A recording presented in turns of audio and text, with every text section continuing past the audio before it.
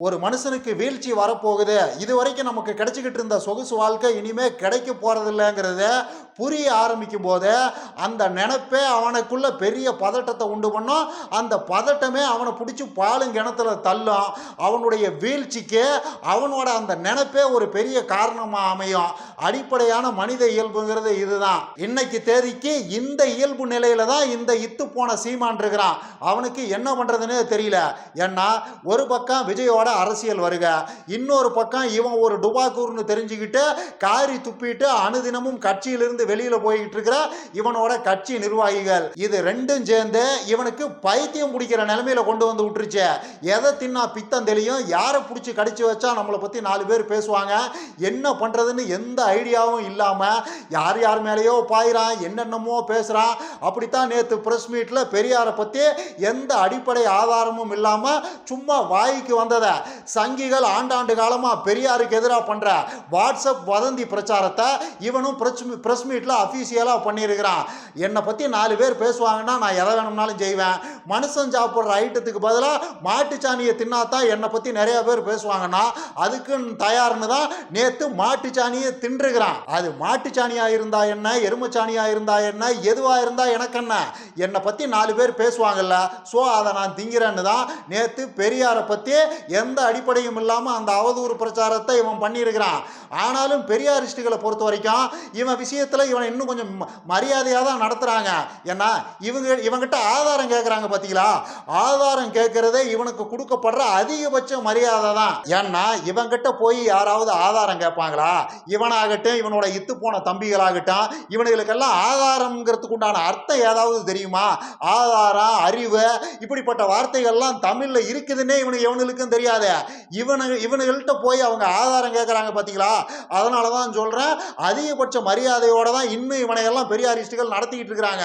நியாயப்படி என்ன சொல்லியிருக்கணும்னா, நாங்க மனுஷங்க சொல்ற கருத்துக்கு தாப்பா பதில் சொல்லுவோம், மாட்டுச்சாணி திங்கிறவனை எல்லாம் நாங்க மனுஷனா மதிக்கிறதே இல்லை, அவன் சொல்றதெல்லாம் ஒரு கருத்துன்னு அதுக்கு நாங்க விளக்க வேற சொல்லணுமா அப்படின்னு சிம்பிளா அதை கடந்து போயிருக்கணும். என்ன பண்றது, இவன் தான் இப்படி தரமட்ட லெவலுக்கு இறங்கி கேவலமான ஒரு அட்டென்ஷன் சீக்கிங் பண்றான்னா நாமளும் அப்படி போக முடியுமா? அப்படிங்கிறதுனாலதான் அவனுங்க முடிஞ்ச வரைக்கும் இவனை மரியாதையா நடத்தி இருக்கிறாங்க. இவன் தான் இதுக்கு முன்னாடி எதுக்கு ஆதாரம் கொடுத்திருக்கிறான், இல்ல கூமட்ட தம்பிகள் தான் இவங்கிட்ட எதுக்காவது ஆதாரம் கேட்டிருக்கிறானுங்களா? ஒரு கருமமா ஈழத்து பிரபாகரன் பீத்த கதைகள் ஆரம்பிச்சு சுவிட்சர்லாந்துல இவன் கையெழுத்து போட்டு கொடுத்தா சிட்டிசன்ஷிப் கொடுக்குறாங்கிற வரைக்கும் வாய்க்கு வந்தது எல்லாம் பேசிட்டான். யாரு கேட்டா சத்தியமா இவனுக்கு அறிவுங்கிற வார்த்தைக்கு அர்த்தம் தெரியுமா தெரியாதாங்கிறது வேற விஷயம். இவனோட இத்து போன தம்பிகளுக்கு அறிவு, ஆதாரம்ங்கிற வார்த்தைக்கெல்லாம் சத்தியமா அர்த்தம் தெரியாத. அதே மாதிரி இந்த இத்து போன பீத்த சீமான் இன்னைக்கு பிரஸ் மீட்ல இன்னொரு கதையை அளந்திருக்கிறான். அதாவது பெரியாரை பத்தி இவன் அந்த காலத்துல தீக்கால இருக்கும் போது ரொம்ப பெருமையா பேசியிருக்கான் இல்லையா, அதெல்லாம் தப்பான், அது தெரியாம பேசிட்டானா. பின்னாடி தமிழ் தேசியத்தை பத்தியும் பிரபாகரனை பத்தியும் படிச்சதுக்கு அப்புறம் தான் இவனுக்கு எல்லா உண்மையும் புரிஞ்சுதான் பெரியார் தமிழினத்துக்கு எந்த அளவுக்கு எதிராக இருந்திருக்கிறாருங்கிற அந்த ஈர வெங்காயம் எல்லாம் இவனுக்கு அப்புறமா தான் புரிஞ்சுதான். அதனால பெரியாரை பத்தி அன்னைக்கு பேசுனதெல்லாம் தப்பா இவர் ஒத்துக்கிறாராம். இப்படி ஒரு பீத்த கதையை சொல்லியிருக்கிறான்.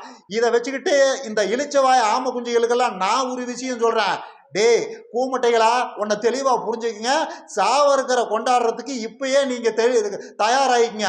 எப்படியும் இன்னொரு 4-5 வருஷத்துல பிஜேபி பெருங்கடல்ல இவன் போய் கலக்க தான் போறான்.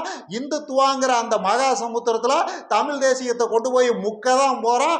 அதெல்லாம் இந்துத்துவ தேசியத்துக்குள்ள தமிழ் தேசியமும் அடக்கமுடா தற்கொலை முண்டங்களா அப்படின்னு உங்களுக்கு எல்லாம் விளக்கம் சொல்லத்தான் போறான். நீங்க ஜெயிஞ்சக்கா போட தான் போறீங்க.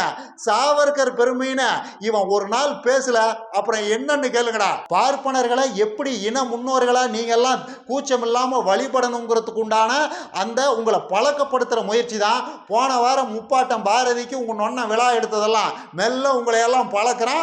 இந்த பாரதியில் ஆரம்பிச்ச பெருமை கடைசியா சாவர்கர்ல தான் போய் நிற்கும். அன்னைக்கு இருக்குது உங்களுக்கு எல்லாம் சீன. அன்னைக்கு பிரபாகரனை பத்தி இந்த இத்து போன சீமான் என்ன பேசுறாங்கிறத மட்டும் அப்ப பேசுவான். அப்படியே பெரியாருக்கு இன்னைக்கு என்ன நடக்குதோ அதுதான் பிரபாகரனுக்கும். அன்னைக்கு பிரபாகரன் தான் தமிழ் தமிழ் துரோகி, எனக்கு அது அப்போ தெரியாமல் போச்சு. ஈழத்தில் லட்சக்கணக்கான பேரை சாவடிச்சதே பிரபாகரன் தான்.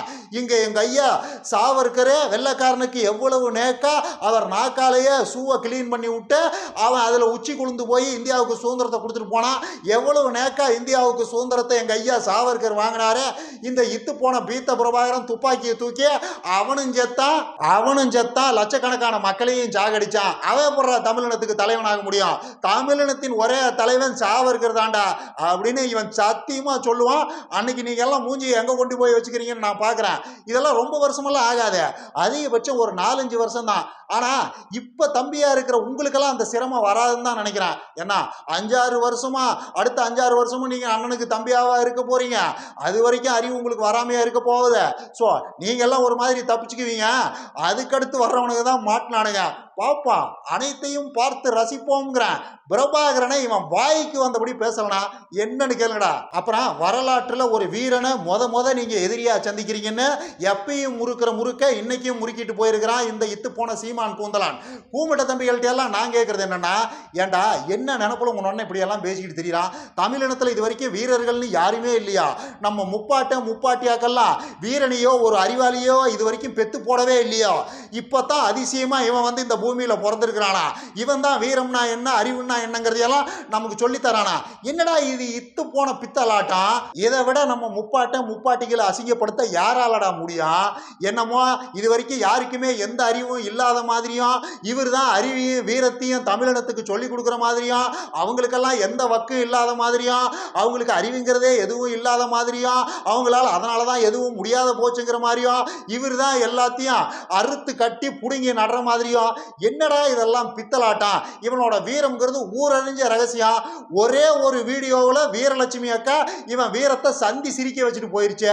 அதுக்கப்புறமும் வீரம் தீரம்னு இவன் பேசுறான். நீங்களும் கைதட்டிட்டு திரியிறீங்கன்னா என்னடா கணக்கு? எதுலடா சிரிக்கிறது இதுக்கெல்லாம்? இவன் உண்மையிலேயே வீரனா இருந்திருந்தா இன்னைக்கு சென்னையில தாண்டா இருந்திருக்கணும். நேத்து பெரியாரை பத்தி பச்சை பொய் ஒன்ன நாம பேசுறோம். இதுக்கு கண்டிப்பா பெரியாரிஸ்டுகள் ரியாக்ட் பண்ணுவாங்க. அதை எதிர்கொள்றதுக்கு நாம இங்க இருக்கணும் அப்படின்னு அவன் சென்னையிலேயே தான் இருந்திருக்கணும். என்ன கூந்தலுக்கு பாண்டிச்சேரியில போய் பதுங்குறான். கூமட்ட தம்பிகள்கிட்ட பொறுப்பை தள்ளி விட்டுட்டு இவரு பாண்டிச்சேரியில் போய் பதுங்கிட்டாரு. ஆனா இவர் வீரரு தீர்றா. யாரா இருந்தா என்னப்பா, பெரியாரை பத்தி நான் சொன்னது நிஜம். யார் வேணாலும் வாங்க, என் வீட்டுக்கு வாங்க, என் ஆபீஸுக்கு வாங்க, எங்க வேணும்னாலும் வாங்க, நான் அதை பத்தி விவாதிக்க தயாரா இருக்கிறேன்னு ஓப்பன் சவால் விட்டுட்டு இவன் உள்ளூர்லயே இருந்தானாடா இவன் உண்மையான வீரன். எதுக்குடா பாண்டிச்சேரியில் போய் பதுங்குறான்? விஜயலட்சுமி அக்கா சென்னைக்கு வந்தாலே இவன் ஊட்டி உடுமலை பேட்டனை தாண்டா ஒரு வாரத்துக்கு தெரியவான். அந்த அக்கா பெங்களூர்ல போய் இறங்கிருச்சான்னு அபிஷியலா கன்ஃபார்ம் பண்ணதுக்கு அப்புறமா தான் இவன் மெட்ராஸ் பக்கமே போவான். இவன் சொல்றதெல்லாம் ஒரு கதைன்னு நீயும் பேசிக்கிட்டு இருக்கிறிய அப்படிங்கிறீங்களா? அதுவும் சரிதான். மற்றபடி நொன்னனோட சேர்ந்து மாட்டுச்சாணி திங்கிற அத்தனை ஆம குஞ்சுகள்ட்டையும் நான் கேட்கறது என்னன்னா, பெரியார் எந்த இடத்துல தமிழினத்தின் வளர்ச்சிக்கு எதிராக இருந்தாரு? பெரியாரின் எந்த நடவடிக்கை தமிழினத்தின் வளர்ச்சியை தடுத்தது? இப்படிங்கிறதுக்கெல்லாம் ஏதாவது அறிவுபூர்வமான ஆதாரம் இருந்தால் எடுத்துட்டு வாங்க பேசலாம். என்னடே ஆதாரம் கேட்கக்கூடாதுன்னு சொல்லிட்டு நீயும் ஆதாரம் தாண்டா கேட்குறீங்களா? வேற வழியே அப்புறம் அவனுங்க மாதிரியே நாமளும் நடந்துக்க முடியுமா? முடிஞ்ச வரைக்கும் கருத்தாலேயே எதிர்கொள்ள முயற்சி பண்ணுவான். முடியாதப்போ மாட்டுச்சாணி அள்ளி நாமளே அவனுக்கு வாயில அப்புவான்.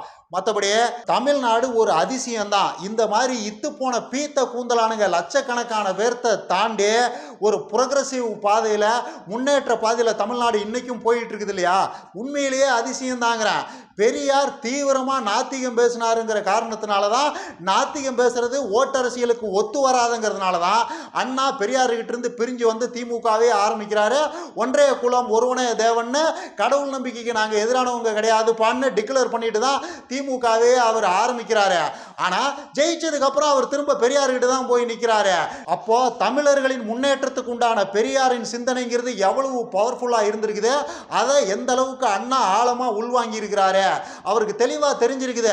பெரியார் பேசுனது நாத்திகமா இருந்தாலும், நம்மூர்ல பறந்துபட்ட ஆட்கள் கடவுள் நம்பிக்கையாளர்களாவே இருந்தாலும் ஓட்டரசியலுக்கு இது ஒரு பெரிய பிரச்சனையை உண்டு பண்ணாத. பெரியாரின் சிந்தனையை அமுல்படுத்தினோம்னா ஓட்டரசியலுக்கு அது உதவுமே தவிர எந்த வகையிலையும் அதை நம்மளை பாதிக்காதுங்கிற நம்பிக்கை அண்ணாவுக்கு இருந்திருக்குது. அதுக்கப்புறம் அந்த கலைஞருக்கு இருந்திருக்குது. இன்னைக்கு இருக்கிற திமுகவுக்கும் அது இருக்க தான் செய்யுது. அதனால தான் இன்னைக்கு வரைக்கும் பெரியாரை தன்னோட கொள்கை தலைவரா திமுக தூக்கி சுமந்துகிட்டு இருக்குது. சங்கிகள் 1000 ஆயிரம் அவதூறுகளை பரப்பினாலும் அவருடைய சிந்தனை நம்மளை காப்பாற்றுங்கிற நம்பிக்கை இருக்கிறதுனால தான் ஓட்டரசியல்லையும் அவர் இன்னமும் ஒரு ஹீரோவா ஜொலிக்கிறார். அதுதான் பெரியார். 1000 சீமான்கள் கோமான்கள் வந்தாலும் அந்த தாடிக்காரன கிழவனுடைய ஒரு மயரை கூட புடுங்க முடியாதுங்கிறேன் நான். ஆக்சுவலா ஓட்டரசியல்ல திமுக பல காம்ப்ரமைஸ்களை பண்ணிக்கிட்ட ஒரு கட்சி தான், பிஜேபியோடய கூட்டு வச்ச ஒரு கட்சி தான். ஆனா அவங்க எந்த இடத்துலையும் பெரியாரை விட்டு கொடுத்ததில்ல. பெரியாரின் சிந்தனைங்கிறது தமிழ்நாட்டுக்கு தேவை.